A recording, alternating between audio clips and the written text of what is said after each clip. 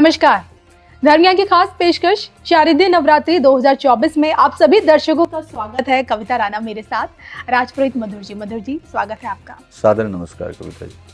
षष्ठी तिथि जो कि शक्ति के कात्यायनी स्वरूप को दर्शाता है, और इस दिन की खास पूजन विधि क्या कहती है, किन राशियों के लिए कात्यायनी की पूजा अति मंगल मानी गई है और इस दिन का खास उपाय क्या कहता है, तो आइए शक्ति के इसी रूप को जानने की कोशिश करते हैं। मधुर जी से बताएं।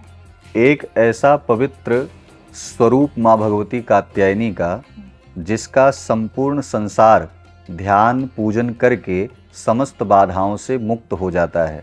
ऐसी माँ भगवती कात्यायनी का स्वरूप जो तब सभी देवताओं के नैसर्गिक स्वरूप से, अर्थात जो क्रोध में बिल्कुल लबालब भरी हुई, क्रोध से परिपूर्णता स्थिति में जो माँ भगवती देवी हैं, ऐसी माँ भगवती कात्यायनी का हम सब मिलकर के स्मरण और पूजन आज के दिन करते हैं।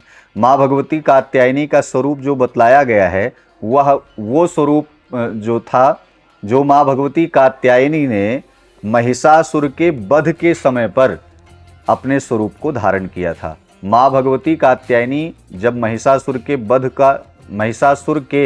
वध को करके संपूर्ण त्रैलोक्य में यश कीर्ति को अपने स्थापित की थी, वहीं देवता उनका संपूर्णतः गान कर रहे थे, तो उनको देवताओं द्वारा स्तुति पढ़ी जा रही थी। उस स्तुति को पढ़ करके सामान्य मनुष्य अपने जीवन में तमाम प्रकार की आध्यात्मिक शक्तियों को प्राप्त कर सकता है।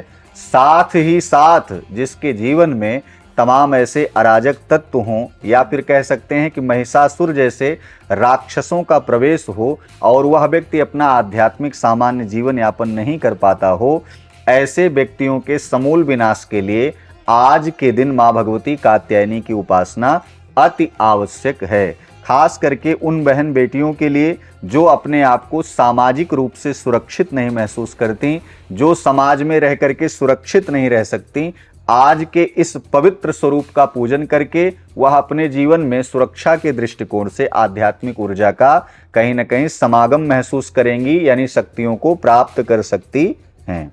चलिए, आपने शक्ति के इस रूप से तो हमें परिचित करवा दिया है, लेकिन अब मैं आगे आपसे जानना चाहूंगी कि कात्यायनी की पूजन विधि क्या कहती है।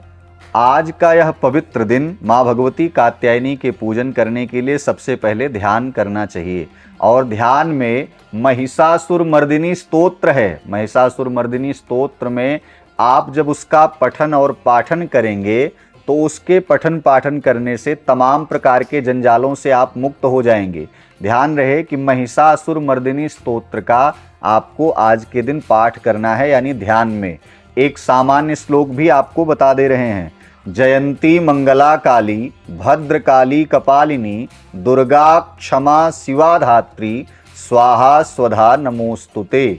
इस श्लोक का गायन करके, इस श्लोक का पाठ करके आप अपने मन को शांत कर सकते हैं, माँ भगवती का पूजन कर सकते हैं। पूजन की वही सामान्य विधि अब आगे बढ़ती है। जब आप भगवती को गंगा जल से स्नान कराएं, स्नान के तत्पश्चात सुंदर आज के दिन पंचामृत से स्नान कराएं। पंचामृत से स्नान के बाद शुद्ध जल से स्नान। पुनः आज भगवती के काले वस्त्रों को भी आज समर्पित किया जा सकता है, जिसे आप कालरात्रि के रूप में कह सकते हैं, या फिर आप काले वस्त्रों को, काली चुन्नी को, या फिर आप सामान्य रूप से लाल चुनरी को चढ़ा सकते हैं। कात्यायनी के इस विहंगम दृश्य को अपने अंतर मन में स्थापित करके आप उनको सुंदर सा चंदन तिलक लगाएं। जो चंदन तिलक पीले रंग का हो, अर्थात अष्टगंध का तिलक लगाएं। अष्टगंध के तिलक के साथ साथ आप उन्हें सुंदर सी माला गुड़हल के फूल की समर्पित करें। माँ कात्यायनी से निवेदन करें, आज के दिन माताएं अपने पति की लंबी आयु के लिए, बहनें अपने जीवन में एक सुंदर पति की प्राप्ति के लिए, पुरुष वर्ग अपने जीवन में एक सुंदर पत्नी की प्राप्ति के लिए, और पति लोग अपने जीवन में सुंदर पत्नी के सद्विचारों के लिए आज का विशेषकर पूजन करते हैं। इस पूजन करने से विद्यार्थियों के जीवन में विद्या की एक अलग सी प्रतिभा देखने को मिलती है।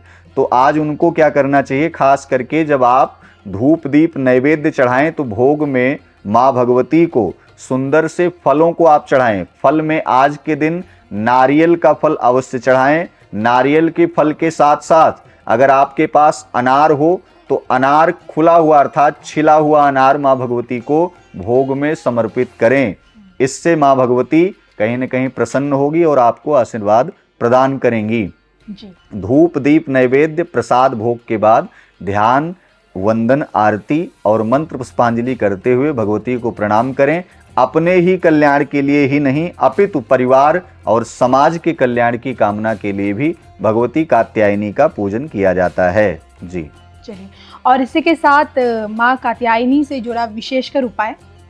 आज के दिन एक महामंत्र का पाठ पूजन करना है।